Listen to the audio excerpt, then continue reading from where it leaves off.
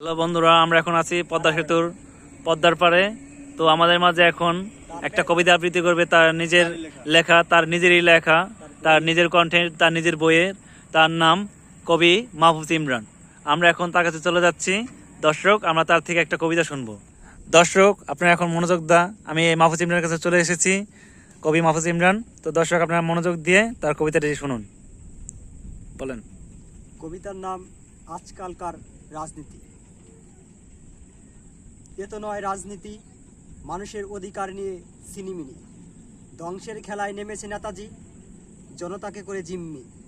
মিথ্যার মিছিলে মানবতার জয়, কি দারুণ হাস্য উজ্জ্বল মুখ। এ তো দারুণ অভিনয়, মানুষ তো পণ্য, রাত দিন দ্বন্দ্ব, স্বার্থের হাট বাজার। রাজনীতি আজ বিভৎস, তাতে লেগে আছে কত রক্ত। বুকেতে ঝুলানো কালো ব্যাস, বিষাদের মানদণ্ড। নীরবতা শোকের মন্ত্র, কোথায় হারালো মানবতা?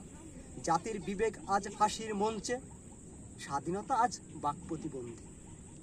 অন্ধরা দেখে হাসছে, স্বার্থান্বেষীরা ছুটছে। রাজনীতি আজ হিংসার বৃক্ষ, শাখায় শাখায় জন্মাচ্ছে। খুব ভালো কবিতা। দর্শক, কবিতাটা কিরকম হয়েছে আপনারা সবাই কমেন্টে জানাবেন। ইনশাল্লাহ যদি ভালো মনে করেন তাহলে আরো নতুন নতুন কবিতা শুনতে পাবেন আশা করি। তো এই কামনা নিয়ে আজকে শেষ করছি। আল্লাহ হাফেজ।